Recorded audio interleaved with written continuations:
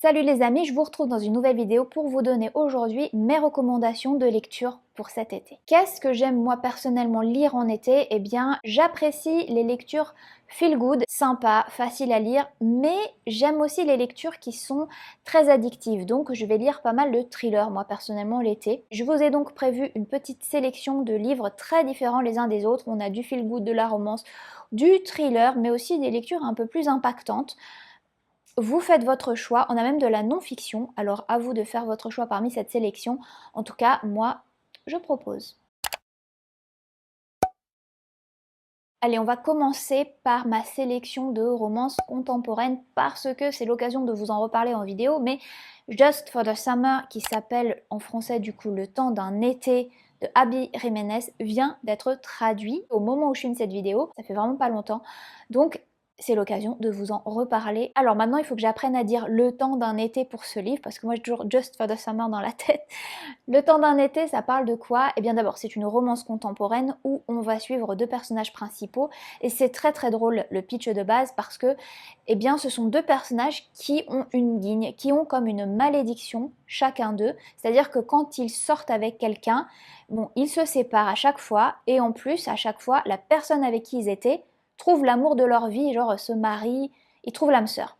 Systématiquement, c'est comme ça. Un jour, Justin, le personnage masculin principal de l'histoire, va écrire un sujet sur Reddit, un peu avec beaucoup d'humour d'ailleurs, c'était très très drôle, en écrivant un peu l'objet de sa malédiction. Et là, il va y avoir un autre personnage qui s'appelle Emma, qui vit assez loin de Justin, qui va se dire mais c'est exactement mon histoire. Faut que j'écrive à cet homme, faut que je lui dise hey, j'ai la même chose que toi. Donc elle va lui écrire comme ça, ils vont discuter, ils vont beaucoup rigoler d'ailleurs en ligne, et puis ils vont se dire hey, ce serait bien que tu viennes me voir parce que on pourrait mettre fin à la malédiction si on sortait ensemble et puis qu'on se séparait. Et alors que dire les amis, pour cette première recommandation, c'est du lourd puisque pour moi cette romance c'était un 5 étoiles. Un 5 étoiles pour une romance, franchement, c'est très rare, je crois que ça n'est même jamais arrivé pour moi. Donc je vous fais de la vraie recommandation, d'accord? J'ai trouvé que c'était absolument adorable. Moi, ça m'a mis des papillons dans le ventre, c'était beau. Le personnage masculin principal, il est aux petits oignons. Moi, je voulais être Emma dans cette histoire, je vous le dis. J'ai trouvé qu'il y avait la bonne dose d'humour, mais c'était pas non plus ridicule. Il y avait même pas mal de sujets aussi sur la famille. C'est pas quelque chose que j'apprécie forcément beaucoup quand on commence à partir dans les dramas familiaux. Mais là, en fait, ce qui était vraiment intelligent dans cette histoire, c'est qu'on ne sait pas exactement ce qui se passe. Ce qui fait qu'en fait, ça nous donne un côté un peu mystérieux et notre intérêt est piqué parce qu'on a envie de savoir mais qu'est-ce qui se passe dans la famille de Justin et qu'est-ce qui se passe exactement avec Emma. On va parler d'anxiété, on va parler de dépression, d'abandon, mais je trouvais que c'était vraiment bien traité et qu'en plus ça apportait quelque chose à la romance sans que la romance ne soit oubliée en fait. Parce que c'est un peu le problème que j'ai aussi dans certaines romances contemporaines quand les personnages ont trop de problèmes et on oublie la romance. Pas du tout dans ce cas-ci, vraiment c'était pour moi, c'était justement dosé, en tout cas ça a vraiment fonctionné avec moi, et j'ai trouvé que la relation se tissait vraiment petit à petit, mais que c'était jamais facile, ça tombait jamais dans la facilité, et on en voulait plus, on en voulait plus, il y a ce côté vraiment yearning, ils avancent mais vraiment petit à petit, slow burn, que j'ai vraiment beaucoup aimé, et voilà, pour moi c'était vraiment un 5 étoiles, un coup de cœur, j'ai adoré vraiment cette romance, et je ne peux que vous la conseiller, particulièrement en été. Bon, évidemment, je ne peux pas vous parler de romances contemporaines qui se passent en été sans vous parler de Funny Story. J'ai adoré cette romance, c'est aussi une des rares romances que j'ai vraiment beaucoup aimé et c'est vraiment génial pour lire cet été et en plus il vient de sortir.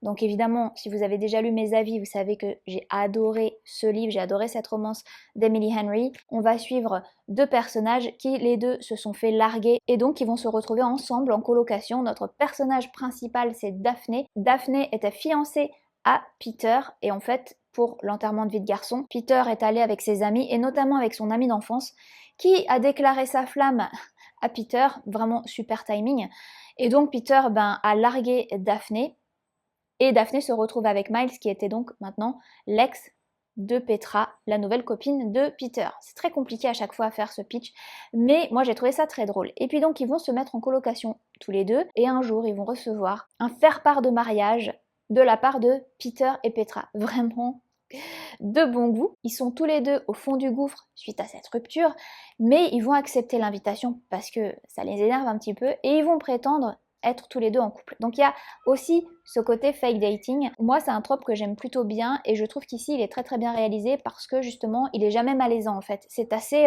crédible, c'est vraiment bien fait, c'est bien réalisé. J'aime beaucoup les sujets qui sont abordés en plus dans le livre. Être soi-même, même quand on est en couple, se réaliser soi-même, c'est vraiment un sujet intéressant et important et que j'ai trouvé bien traité dans l'histoire.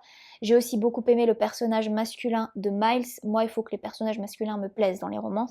Ici, c'était le cas, ce qui fait que, bah voilà, cette romance, elle m'a vraiment beaucoup plu. Et puisqu'il sort maintenant en français, eh bien, je vous invite vraiment à lire ce roman cet été parce que je pense que vous allez pouvoir aimer. Franchement, c'était très très chouette. On va partir maintenant sur des contemporains qui se passe l'été. J'ai donc envie de vous parler de Là où chantent les écrevisses de Delia Owens, qui est un contemporain vraiment un peu nature writing, donc on parle beaucoup de nature, ça se passe dans les marais et on ressent véritablement l'ambiance des marais. On va suivre ici une jeune femme qui s'appelle Kia, qui est aussi surnommée la fille des marais, parce qu'elle a toujours vécu toute sa vie dans les marais en Caroline du Sud aux États-Unis. Bon, c'est une famille très très pauvre. Il se trouve qu'en fait, à l'âge de 10 ans, alors déjà, sa mère part quand elle a peut-être 5 ans, 7 ans, je sais plus. Et à l'âge de 10 ans, elle se fait aussi abandonner par ses frères, ses sœurs et son père. Donc elle se retrouve vraiment toute seule dans les marais et elle doit survivre par tous les moyens possibles. Un jour, il va y avoir un événement grave, il va y avoir un homme qui va mourir, qui va être retrouvé dans les marais. Et donc elle va être accusée de son meurtre. C'est non seulement un coming of age, donc un roman d'apprentissage, mais c'est aussi, il y a un côté un peu roman policier. Il y a une véritable ambiance dans ce livre, c'est vraiment du nature writing, donc on parle aussi beaucoup de la biodiversité des animaux du marais, etc. Et ça j'ai vraiment beaucoup aimé. C'est aussi un roman où on voit comment elle va survivre très très jeune, toute seule. Il y a cette dimension de survie, et puis il y a cette dimension après un peu presque thriller, roman policier, avec ce procès qui va se dérouler, et c'est vraiment hyper intéressant. J'ai trouvé que c'était riche, complet, bien écrit, et bien réalisé aussi. C'est vraiment un roman qui m'a fascinée, que j'ai adoré lire. Je pense que ce roman peut vraiment vous plaire. Je vais vous parler également des Sirènes de Malibu de Taylor Jenkins Reid parce que les Sirènes de Malibu, ça nous appelle l'été et vraiment ce livre c'est ça, c'est le surf, Malibu, la plage, l'océan, les vagues. Ça va se passer d'abord en 1983 où on va être avec les 4 enfants de Mick Riva, notamment sa fille Nina qui est une grande surfeuse et même modèle maintenant, et elle fait chaque année, elle organise une super fête dans sa superbe villa de Malibu. Et il va se passer un événement bizarre. Et puis la deuxième temporalité, c'est des années plus tôt où on va suivre les parents de Nina et des enfants Riva, comment ils se sont rencontrés, voilà, en fait toute l'histoire de la famille pour comprendre un petit peu quelles sont les dynamiques familiales et évidemment comprendre ce qui va se dérouler lors de cette fête. Peut-être que vous aimez aussi les romans un peu plus sombres, un peu gothiques, et gothique ne veut pas forcément dire automne ou Halloween. Moi personnellement, je lirais bien Cathy en été. Je sais plus quand est-ce que j'ai lu Cathy d'ailleurs, mais je pense que c'était en été d'ailleurs pour moi. Et je trouve que ça se prête très très bien à l'été ce petit roman parce qu'il se dévore. C'est vraiment un page turner, on a juste qu'une envie, c'est continuer à lire l'histoire et donc pour moi ça sonne totalement l'été. Et en plus ça se passe un peu dans la chaleur moite comme ça du sud des États-Unis. Dans Cathy de Michael McDowell, eh bien on va pas forcément suivre Cathy en fait. On va suivre plutôt Philomela qui un jour va recevoir une lettre étrange de son grand-père qui lui dit qu'il est en danger. Sa mère va l'envoyer voir ce qui se passe chez son grand-père et là elle va rencontrer Cathy, Cathy la furie, avec son marteau qui tue tout le monde. C'est ce personnage très très sympathique avec son petit marteau dans les flammes, ça c'est Cathy. Et je peux vous assurer qu'il va se passer des choses pas très très cool. On est sur un roman qui est vraiment une pépite, qui est excellent parce que l'écriture est génialissime, parce qu'il se passe beaucoup de choses, parce qu'il se passe plein de choses qu'on n'aurait pas imaginées. Il y a pas mal de twists, ça prend pas les directions qu'on imaginait, donc ça c'est vraiment chouette. On a des personnages quand même très très particuliers. Il y a aussi un espèce d'humour noir, un humour grinçant qui fait qu'on a des scènes d'horreur mais ça nous fait un petit peu rire parce qu'on voit que c'est un peu exagéré, que c'est fait exprès. J'ai vraiment beaucoup aimé. D'ailleurs, c'était une de vos recommandations. Je l'ai acheté et j'ai pas regretté parce que j'ai adoré. Et je l'ai aussi recommandé à ma maman. J'avais très très peur, surtout la première scène, parce qu'il y a beaucoup de trigger warning. Mais si vous avez des trucs sur lesquels vous n'avez pas envie de lire, je suis sûre qu'il va être dedans parce qu'il se passe beaucoup de choses quand même. Voilà, c'est assez horrifique. Mais je l'ai quand même fait lire à ma mère, je lui avais dit, elle m'a dit ouais mais la couverture est trop belle, je veux le lire. Ok. Et finalement, elle a vraiment beaucoup aimé. Je crois qu'elle l'a aussi dévoré en très peu de jours, alors que ma mère n'est pas une très grande lectrice régulière, mais elle l'a dévoré, elle l'a vraiment beaucoup aimé.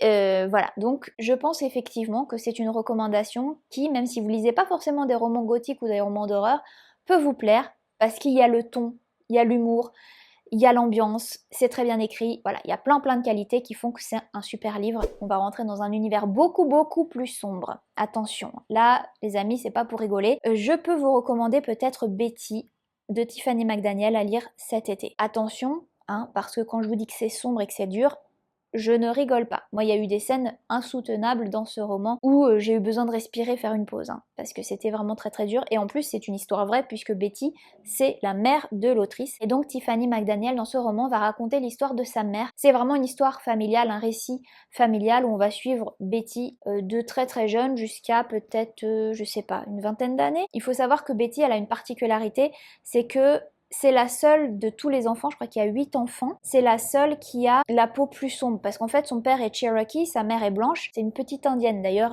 son père l'appelle la petite indienne. C'est une lecture qui m'a vraiment impactée parce que justement il y a une poésie en fait dans le texte. D'abord la plume de Tiffany McDaniel, moi personnellement, je l'ai trouvée absolument merveilleuse. Pour moi, c'est la plus belle écriture que j'ai jamais lue. Voilà, il y a une poésie, une beauté parce que il y a une richesse culturelle par rapport à la culture Cherokee qui est transmise par le père de Betty, qui est vraiment fabuleuse et qui pour moi apporte beaucoup de lumière au récit. Il y a aussi des scènes qui sont extrêmement difficiles et ça ne s'arrête pas, c'est-à-dire que c'est vraiment constant dans le livre, hein. Il y a vraiment beaucoup de scènes presque insoutenables. Ça, faut le savoir, il faut être prêt à se plonger dans ce livre et il faut se donner le temps de le lire. Vraiment, c'est pas un livre que vous pouvez lire en 3 jours, 4 jours, même si vous lisez vite, parce que il faut le digérer, vous voyez. Moi, j'ai eu vraiment besoin de faire des pauses et je pense que c'est normal et que c'est même sain de voilà, y aller, de repartir, de pas forcément lire 50-100 pages d'un coup parce que c'est lourd. Mais vraiment pour moi, c'était une lecture extrêmement impactante, c'est une lecture qui m'a beaucoup appris de choses, c'est une lecture qui m'a fait ressentir beaucoup d'émotions et d'empathie. J'ai adoré. Donc si vous écoutez ma recommandation et que vous lisez Betty, je vous propose de lire quelque chose de beaucoup plus léger par la suite. Et pour moi, il s'agit de la trilogie Le Peuple de l'air avec Le Prince Cruel de Holly Black. D'ailleurs, j'ai lu la trilogie entière il y a très peu de temps et je l'ai lu quand j'étais vraiment en vacances au soleil et j'ai trouvé ça très bien. Si vous voulez une lecture vraiment d'été, très facile à lire, avec une écriture très fluide et un roman qui se dévore avec des complots, des enjeux politiques, on parle de fées, on parle de royaume de fées, on parle de lutins, de pixies, de créatures magiques, c'est juste génial, l'ambiance est fantastique. Le Prince Cruel, moi j'ai vraiment adoré, je pensais vraiment pas aimer et j'ai adoré, j'ai mis 4,50 à ce livre.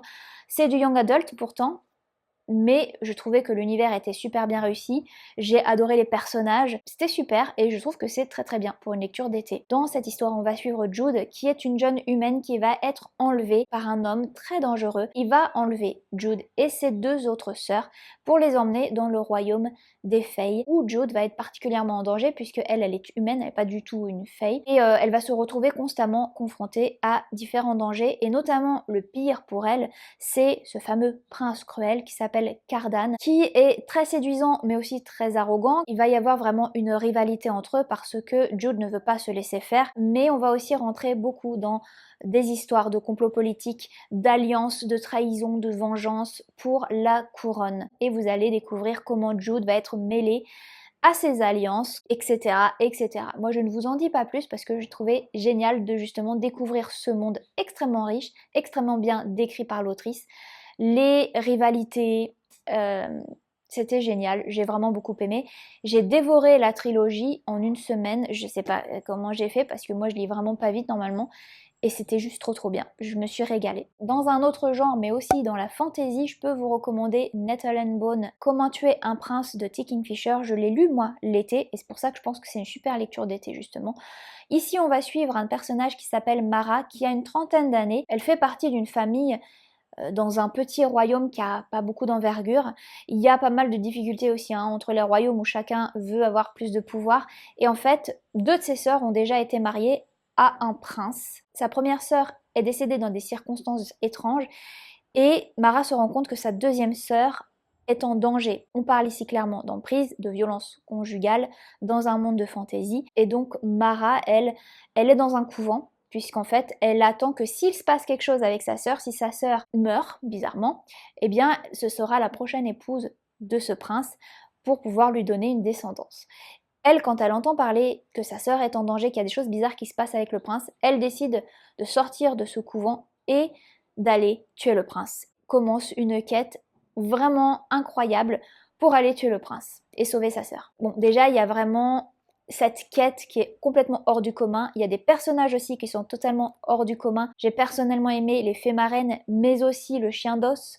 Tout le monde parle de la poule maléfique, il faut arrêter avec la poule maléfique, c'est pas le personnage le plus drôle de l'histoire. Non, le meilleur c'est vraiment pour moi finalement toute cette compagnie qui va accompagner Mara dans cette quête, qu'elle va rencontrer d'ailleurs au fur et à mesure de ses aventures. Le ton du livre est génial parce que y a l'humour dark, un peu grinçant de T. Kingfisher, il y a des personnages qui sont beaucoup plus matures que ce qu'on peut voir d'habitude, il y a beaucoup de subtilité, il y a beaucoup d'originalité et j'ai vraiment beaucoup aimé, donc je ne peux que vous le recommander aussi. Allez, maintenant, fini la fantaisie, on va passer au thriller. C'est vraiment quelque chose que j'aime bien lire l'été.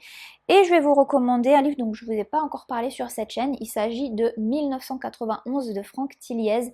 Parce que ce roman-là, je l'ai lu en été, justement. On me l'a offert pour mon anniversaire et je suis née en août. Et j'ai adoré découvrir ce roman en été. Je sais pas pourquoi, parce que moi j'adore les thrillers l'été. Franck Tilliez, c'est aussi un de mes auteurs préférés. J'ai lu tous ses livres, je crois. Non, pas tous. Il m'en manque quelques-uns, mais j'aime vraiment beaucoup. Alors lui, il fait une série avec un inspecteur de police qui s'appelle Franck Charcot. Alors attention, hein, c'est l'inspecteur de police comme d'habitude, qui est vraiment abîmé par la vie. Il lui est arrivé des malheurs incroyables, voilà.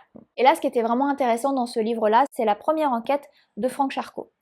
Et j'ai vraiment adoré ce livre. Alors, c'est un livre que j'ai lu à l'époque où je notais pas ce que je lisais, dans le sens où j'écrivais pas de chronique, donc j'ai du mal à me souvenir exactement de tout ce que j'avais pensé à l'époque du livre. Je me rappelle juste que je l'avais dévoré et que je l'avais adoré. Et donc ici on se retrouve en 1991. Franck Charcot vient de sortir de l'école des inspecteurs et il va se retrouver au 36 quai des Orfèvres. Et là pour sa première enquête, il va être chargé de reprendre une affaire, un peu un cold case, l'affaire des disparus du sud parisien. Entre 1986 et 1989, il y a eu des femmes qui ont disparu dans l'est parisien. Elles ont été enlevées, on a retrouvé ensuite leur corps et bon, elles ont subi beaucoup de choses. Je vais pas vous le dire parce que c'est trigger, etc. Et YouTube va pas vouloir que je vous dise certains mots, mais bon, vous pouvez tout imaginer évidemment. On n'a jamais résolu cette affaire et donc quand Franck Charcot arrive tout jeune, il est chargé de reprendre cette affaire et donc il va revoir tous les procès-verbaux, il va revoir tout ce qu'il y a eu dans l'affaire, tout le dossier, et il va vraiment se plonger corps et âme dans cette première affaire. Un jour, il va y avoir un événement parce que un homme va frapper à la porte du 36, il va avoir en sa possession une espèce de photo très dérangeante qui va peut-être faire rebondir cette affaire.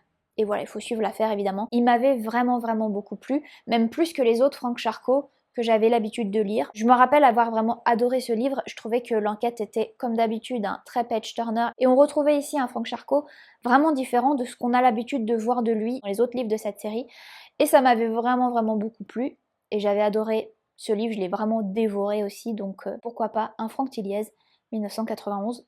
La première affaire de Franck Charcot. Je vais vous parler maintenant de Home is where the bodies are parce qu'il a été traduit en français aussi récemment sous le nom de Cadavres en famille de Geneva Rose. Dans cette histoire, on va suivre 3 frères et sœurs qui se réunissent suite à la mort de leur mère. Il faut savoir que le père a disparu dans des étranges circonstances et que leur mère décède et donc ils vont se retrouver dans la propriété pour la vendre, enfin voilà, ils se fréquentent pas trop les frères et sœurs, ils sont en train de trier les affaires, ils vont tomber sur une VHS, une cassette vidéo de l'époque. Dans cette vidéo, ils vont voir leur père qui est couvert de sang, ils vont vouloir en fait se débarrasser d'un corps. Et la cassette va s'arrêter comme ça abruptement et donc ils vont être super choqués parce qu'ils vont pas comprendre ce qui s'est passé et là ils vont remettre en fait toute leur vie de famille en perspective et il va y avoir une enquête qui va être faite comme ça par les frères et sœurs. Moi j'ai trouvé que le mystère se mettait en place vraiment très rapidement, que c'était vraiment une lecture hyper addictive et page turner, très facile à lire aussi, parfait pour l'été, un thriller avec beaucoup de suspense, c'était vraiment très divertissant, un peu prévisible quand même, mais écoutez, si vous voulez une petite lecture popcorn, Cadavre en famille, franchement, j'ai trouvé que c'était plutôt efficace. Si vous voulez pas une lecture prise de tête pour l'été, eh ben pourquoi pas ce thriller psychologique. Un autre thriller aussi vraiment très addictif et pour le coup beaucoup plus réussi je trouve en termes d'intrigue et de comment toute l'histoire est ficelée, je peux vous conseiller Âme sœur de John Marrs. C'est un peu de la science-fiction, thriller psychologique, etc. parce que en fait on va vous trouver votre âme sœur en fonction de votre ADN. Et ça c'est 100% prouvé, 100% efficace et en plus vous trouvez votre âme sœur, mais ce qui est génial c'est que vous aimez vraiment votre âme sœur. Il y a une connexion qui se fait quoi. À partir de là, on va suivre plusieurs individus et leur expérience avec cette société qui va leur faire rencontrer leur âme sœur. Au début, l'histoire, c'est pas forcément quelque chose qui ressemble au thriller parce qu'en fait, on apprend à connaître chacun des personnages les uns après les autres. Chaque chapitre sont assez courts et représentent l'histoire de chacun des personnages par rapport à cette histoire d'ADN. Et puis après, il va y avoir un côté beaucoup plus thriller parce qu'il va y avoir des événements mystérieux qui vont commencer à se dérouler. Mais franchement, moi j'ai trouvé que c'était... Alors bon, l'écriture, je l'ai trouvé un peu simple. Mais encore une fois, si on veut un roman d'été facile à digérer et facile à lire, bah c'est le cas de ce roman. Ça se dévore vraiment. Moi j'ai trouvé ça très très facile à lire. Les chapitres sont très courts. On a à chaque fois le point de vue de personnages différents. Donc on est vraiment aussi intrigué par chacun des personnages. On a envie de savoir ce qui va leur arriver par rapport à cette histoire d'ADN et de rencontre avec leur âme sœur. Il y a plein de twists. On est quand même un peu étonné par ce qui se passe. Moi il y a plein de trucs que j'avais pas vu venir. Alors si jamais vous aviez vu l'adaptation sur Netflix, je l'ai regardée par la suite après avoir lu le livre et je vous en avais pas parlé. Alors l'adaptation Netflix est nulle. Vraiment, c'est pas du tout l'histoire du livre, il manque plein de trucs, enfin ça n'a rien à voir. Même si vous avez vu l'adaptation, lisez le livre parce que c'est pas du tout la même chose, c'est pas du tout la même histoire. J'ai vraiment beaucoup aimé ce livre, je trouvais ça génial, je trouvais que il y avait pas mal de rebondissements, c'était très accrocheur, il y avait un concept futuriste vraiment intéressant, donc j'ai vraiment personnellement beaucoup aimé cette lecture.